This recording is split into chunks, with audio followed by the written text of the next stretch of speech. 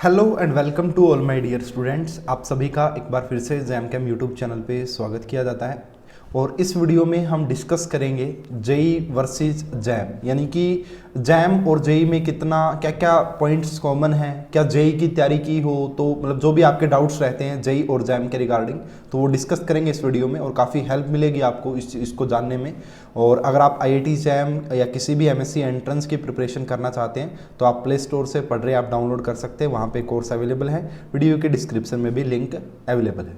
तो चलिए भाई डिस्कस करते हैं। देखो, सबसे पहला मैं यहाँ पे जेई मेन से कंपैरिजन नहीं कर रहा हूँ, हाँ मैं जेई एडवांस से जरूर कंपैरिजन कर रहा हूँ, ठीक है। तो जेई एडवांस की बात करें, जेई एडवांस और जैम की अगर बात करें तो इसमें से कि टफ कौन सा एग्जाम आता है। तो देखो भाई, अगर आप मुझसे पूछोगे कि जेई एडवांस एंड जैम में कौन सा टफ है, तो मैं कहूँगा कि यहाँ पे आपका जो जेई एडवांस होता है वो ज़्यादा टफ होता है। इसके पीछे रीज़न है, ऐसा नहीं है कि वैसे ही मैंने बोल दिया क्यों टफ होता है, कुछ रीज़न है इसके पीछे।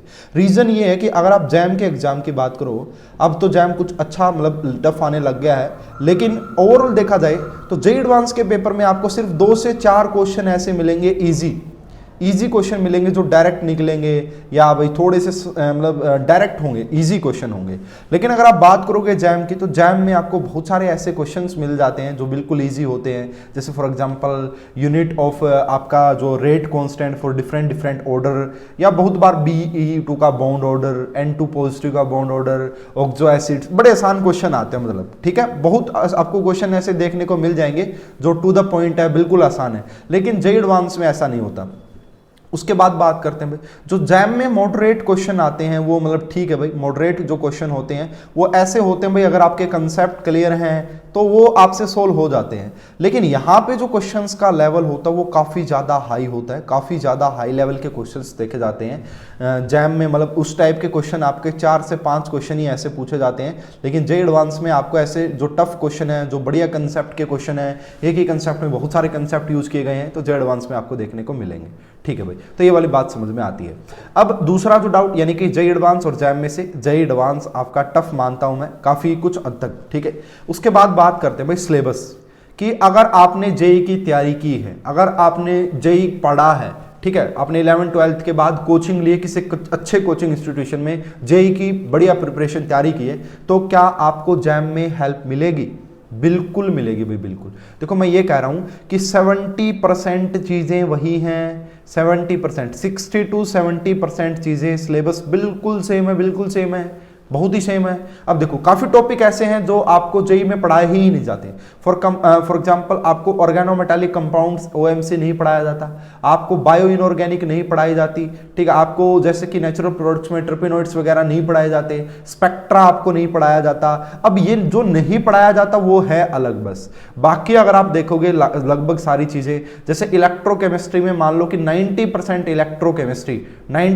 इलेक्ट्रोकेमिस्ट्री का काम बन जाएगा आपका जेई वाली से ही, हाँ 10% आपका थोड़ा सा एडिशनल। तो कहने का मतलब ये है कि अगर आपने जेई की तैयारी की है तो आपको बहुत ज्यादा हेल्प मिलेगी जैम का पेपर देने में। आपको लगेगा कि भाई जेई वाले ही क्वेश्चन पूछे जा रहे हैं, और आप अगर आपको ऐसा लगता है ना, तो जिन बच्चे ने भी जेई की तैयारी की है वो जैम का पेपर उठा के देखे और वो खुद से उसको एनालिसिस हो जाएगा, यार बहुत सारी चीजें ऐसी हैं जो उसे आती हैं अभी से। उसका रीजन ये है कि उसने जेई पढ़ा हुआ है, और किसी अच्छे कोचिंग से पढ़ा होगा तो वो तो काफी डिटेल में ही पढ़ाते हैं, मैंने देखा है, ठीक है। उसके बाद क्या जेई की तैयारी की हुई है तो जैम में हेल्प मिलेगी? बिल्कुल मिलेगी। अगर किसी बच्चे ने अच्छी जेई की तैयारी की हुई है, अगर उसको केमिस्ट्री आती थी, ठीक है, तो बिल्कुल आपको इजीली हेल्प मिलेगी। आप जैम आराम से क्वालिफाई कर जाओगे अगर आप वो चीजें भी पढ़ के जैम देने जाते हो तो, ठीक है।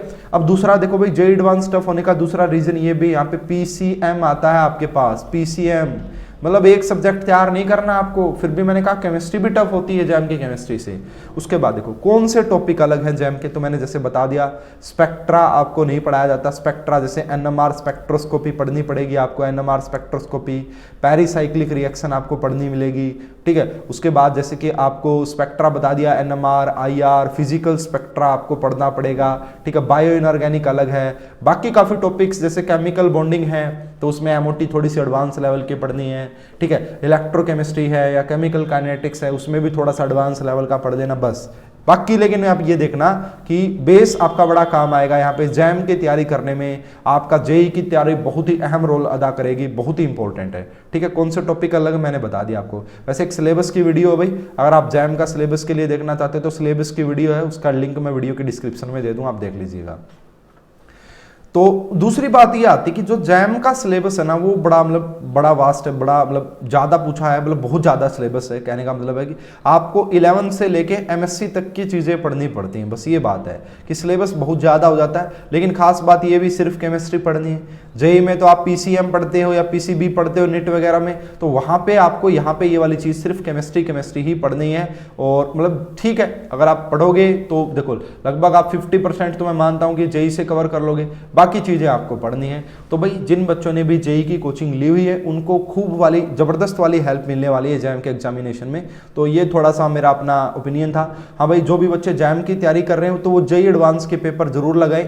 जो जेई एडवांस के प्रीवियस ईयर पेपर उनको जरूर सोल्व करें, उनके क्वेश्चंस को अपनी नोटबुक में उतारें, उनसे कंसेप्ट नोट करें।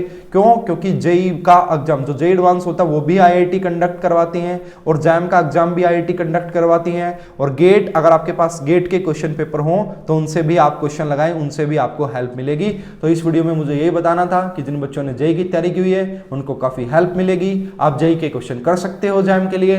आप जेई के क्वेश्चन की जो बुक होती है भाई, अब देखो दूसरी बात बहुत बड़ी ये है कि जैम के लिए कोई स्पेसिफिक बुक्स अवेलेबल नहीं है ना। जैम के लिए भाई एमसीक्यूज की, तो जेई की जो आपने एमसीक्यूज की बुक पढ़ी हैं उन्हीं को सोल्व कीजिए भाई। जो जेई की आपने एमसीक्यूज की बुक पढ़ी हैं उन्हीं से आप एमसीक्यूज सोल्व कीजिए, आपको लगेगा कि काफी हद तक तो वही चीजें हैं सारी, ठीक है। तो बस इतना सा बताना था इस वीडियो में।